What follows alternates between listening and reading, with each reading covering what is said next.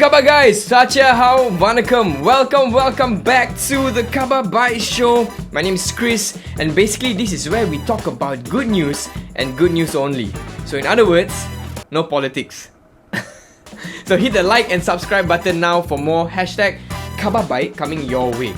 Tonight, ladies and gentlemen, we also have a special guest on the show, so be sure to stay tuned for that. But first, let's head into this week's Khabar Baik. Starting off with some sports this week, and yes, you guessed correctly, we dive right into the 2022 Commonwealth Games where Malaysia is absolutely dominating. One of them being 16-year-old national rhythmic gymnast Eng Joey, who not only won one but two gold medals.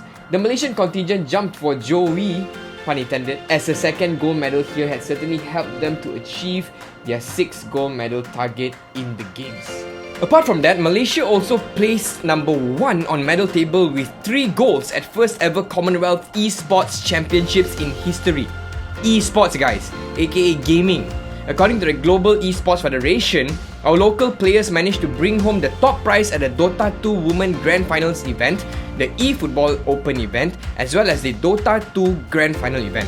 Now this would mean that Malaysia managed to top the medal charts at this year's inaugural Commonwealth Esports Championships. Congratulations guys! Thank you for showing us that yes, gaming is an actual sport and more than a hobby, can also be a professional career apart from engineer, doctor, lawyer, accountant. In other news, not sure if you guys seen this yet, but this Malaysian guy flashed his passport at the Tuas second link as he wanted to merge into another lane. Check this out.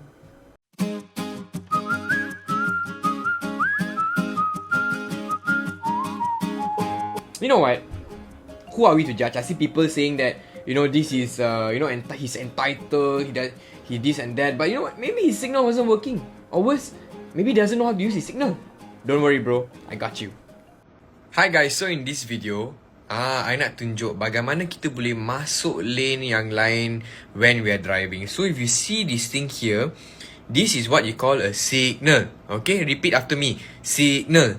So depending on what car you drive, you'll be on the right hand side or the left hand side. But let's take example. Okay, this on the right hand side. So all you need to do is flick it down or flick it up, and it will signal to the right or left. This one is passport. Everybody say passport. This one you use when you travel, not when you want to cut lane. Moving on to the peak of tonight's episode, national solo mountaineer Mr. T.Ravichandran has become the first Malaysian to raise the Jalur Gemilang at the summit of the world's second highest mountain, called K2 in Pakistan. Ladies and gentlemen, here to share more with us, please give it up for Mr. Ravi. Mr. Ravi, apa khabar? Welcome home, Mr. Ravi. Terima kasih. Thank you very much. It's nice to be here. Feeling good after 1 week of rest. Thank you so much for being on the show today, the Khabar Baik Show. You are our Khabar Baik of the week, Mr. Ravi. And the world is so small, Mr. Ravi. You know what? I just realized. Apparently, my parents and you were unimates in UPM. Is that correct? Exactly. Yeah. Well, we were in the same University Putra, Malaysia, and of Okay. course we interact a lot during our studying time. Okay. No, but How's your mom? yeah, my mom is good, my dad is good. They actually send you their regards when I told them that, Ah, pa, I'm gonna okay. interview this man. He just hiked the second highest peak, then his name is Mr. Ravi Chandran. He's like, that's right, we are uni mates and all that. So yeah, Okay. the world is so small. But yes, Yeah. I'm curious to know, Mr. Ravi, what did you study in UPM actually? Well, I was doing business degree, so it was more what we call it. They call it at that time was agri-business, Mm. but now they call it business Agribusiness. studies. How did you actually get into solo climbing? Well, every one of us will have our what we call downturn. Downturn means our life will become boring. No competitive Mm, environment. Everything become very monotonous, and I see. it's not very exciting. Yeah, so you don't see any excitement in life. So there you start looking for new Wow. things. Being a boring person, is not interesting. You don't look forward for anything.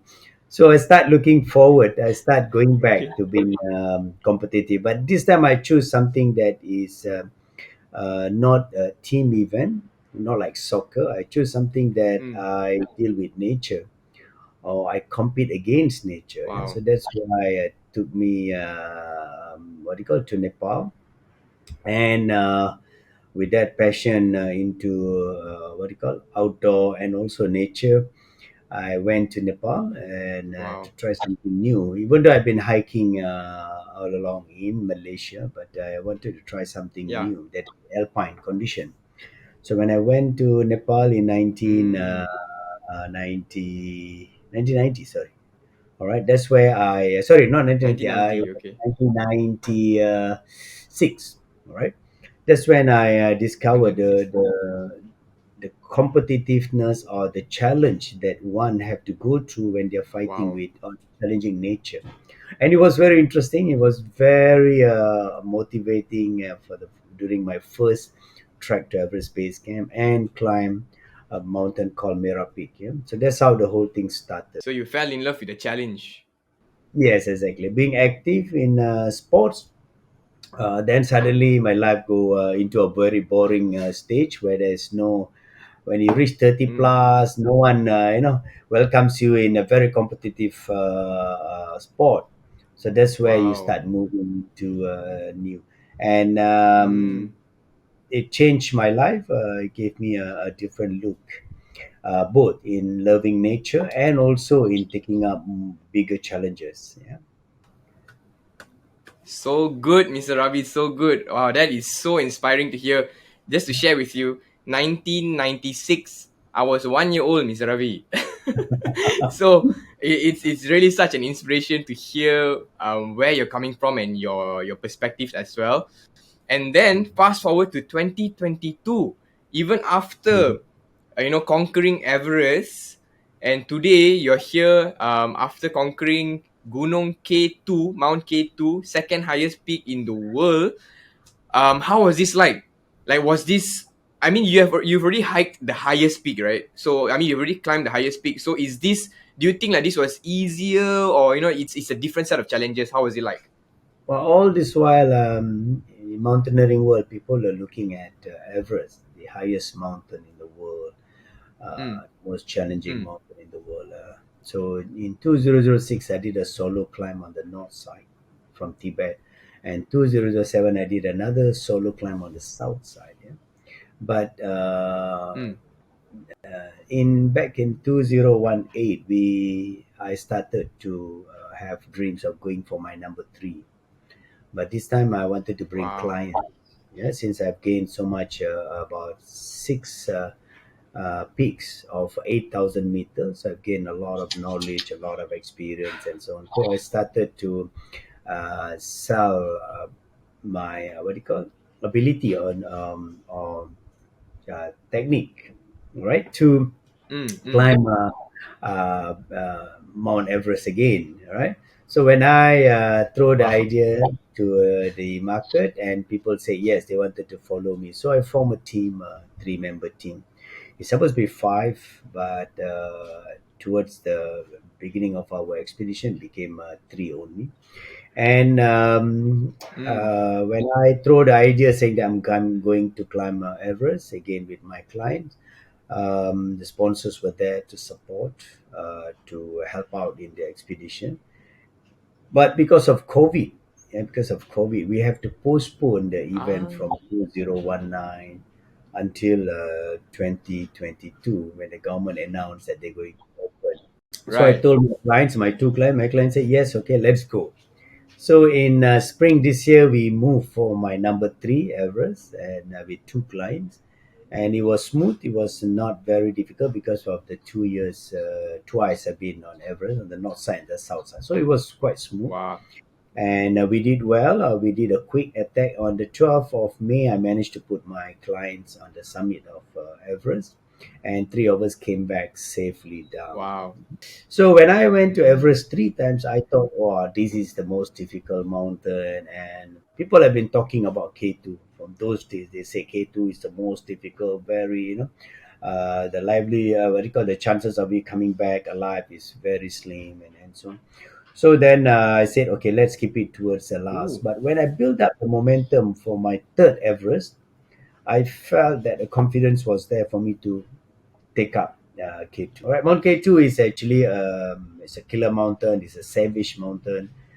Um, so it's a bit difficult. So there I was still what do you call this, nervous, just like how I started Mount Mm. Everest for the first time and so on. But because I'm climbing with all the Yeah. professional climbers, they are with me. Some of them was with me. I mean, they were with me during Everest, so we were all together. So when I met them Wow. for K2 in Pakistan, it was like reunion just after 2 weeks of Everest.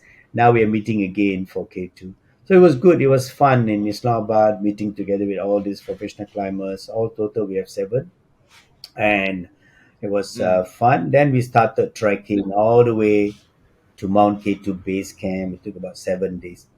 Then the challenge started. Now, but day by day, it was very difficult for me because for the first time, I'm dealing with very technical mountain. When I say technical, means this is like three times much more tougher than Everest. All right, not in terms of height, but in terms of being technical. And the season is almost summer season. Yeah, in Everest, mostly all alpine condition, snow, ice. But here we are looking at rocks, loose rocks that will fly and hit us. And we had three people dying in other groups. And on Wow. 22nd May, we did our final summit push, and it was 24 hours for me from Camp 3 to Summit and back to Camp 3. And it was one of the most difficult, very technical 24 hours that I have to go through. And you can imagine how difficult it is if you can cry at times, um, begging, Wow. asking for help, uh, you know, pushing yourself, keep telling yourself, it's just one step at a time, and until I reached the summit at 10:50. What keeps you going? When you mentioned that at times when you just break down, you cry, you just feel like giving up. But I want to know at that point of time, right? What do you tell yourself, or what keeps you going to take one more step, to take the next It step? was the I'm curious to dream. know that. It was that dream, the dream of reaching that summit of Everest. Sorry, summit of K2, because uh, it Wow. was one of the worst.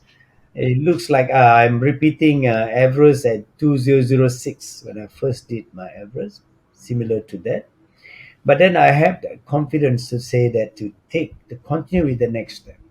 That confidence keep Mm. pushing me every step, one by one. Because I know I'm going to reach the summit. As long as I Mm. walk, Wow. as long as I Wow. keep taking that first step, the step, I will reach the summit. That confidence helped me a lot because for the past eight Wow. peaks, eight mountains of above 8,000 meters, I've done the same thing, walking, Mm. keep pushing, taking every step. Even There you though go. it's so difficult, icy, blue eyes, every one step you take, you go back two steps like that. It was so difficult, but in terms of technique, it was so much high in terms of requirement. So I have to really stay focused on the technique and never let go of that. What do you call the the spirit of reaching the summit. And there were a few of them who gave up. There were a few of them who around.